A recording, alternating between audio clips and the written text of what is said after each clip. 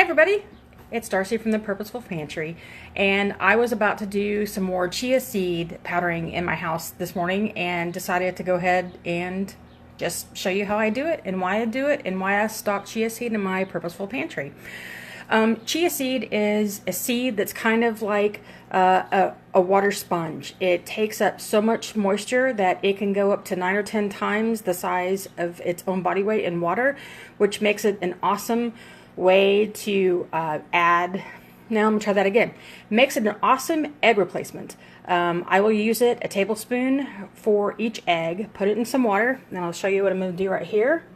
Let me flip this over. Oh, it's not letting me. There we go. I'm gonna flip it over. So I'm gonna show you. So here is a tablespoon of chia seed, and then as I do this video, I'll kind of show you how it gels up after. And I'm putting way too much water in right now, but it'll just show you how it gels up by the time we're all done. You can see it right there. Back here. So I use chia seed mostly because it gives me a lot of things that I might not get in my diet regularly or not enough of. So I found it was a quick way for me to add things to it.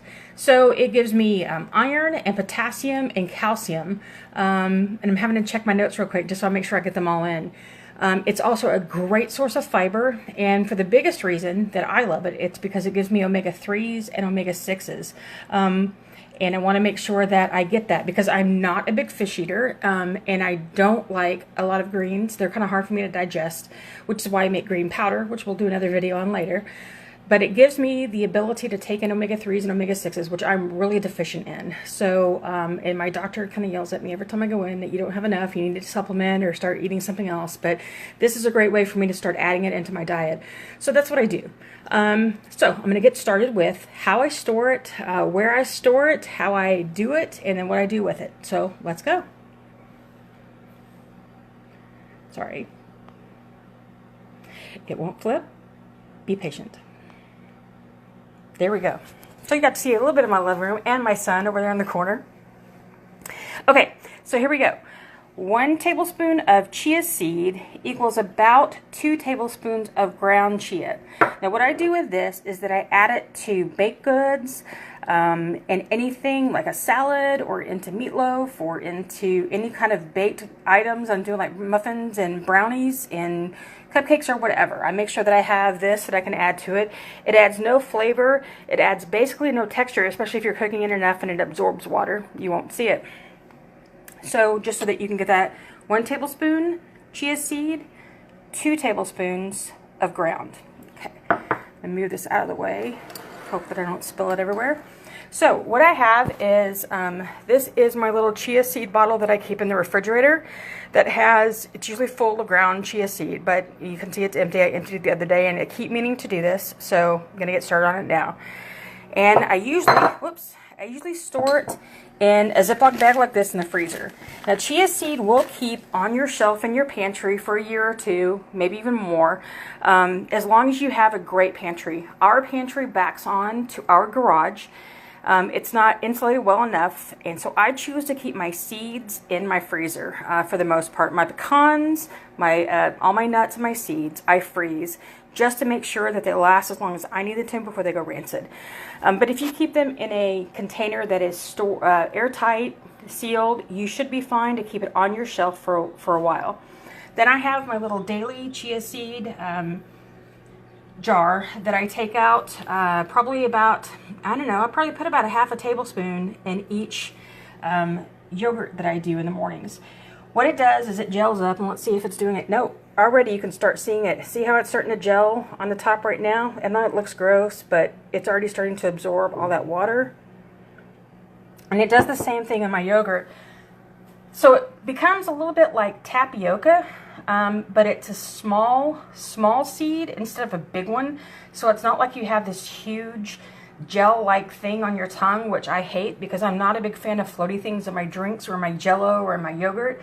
But I don't mind this, and it's not like you're having to chew on it. You just swallow it along with your yogurt, and that's it.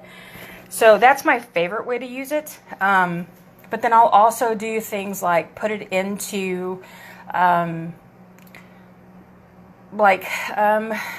besides the fact that I do it with eggs in my baking, Anything that's like yogurt that I would eat, like maybe pudding even, I would put it in pudding and make, and just have that extra little bit of absorbency of nutrients that I might not get regularly.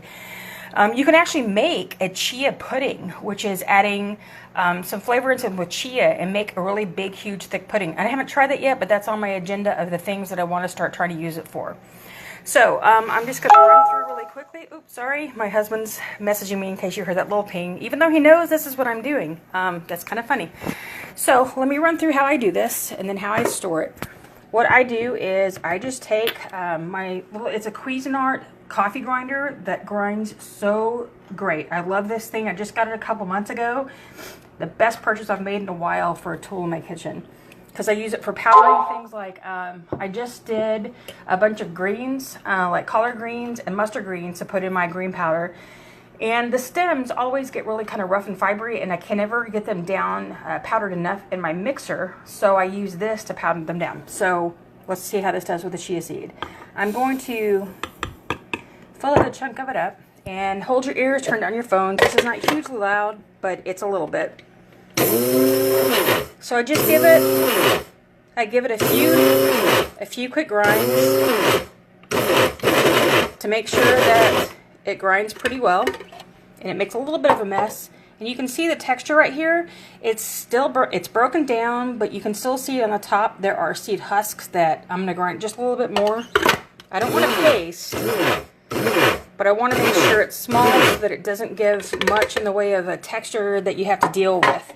So there you go. So then what I will do is get my little bottle and a funnel and just pour it into store. Just takes a little bit of tapping to get it through.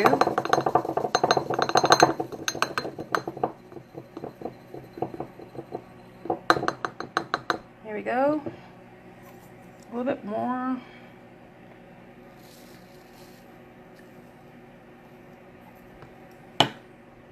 Makes a little bit of a mess because that's just the way I am. Okay.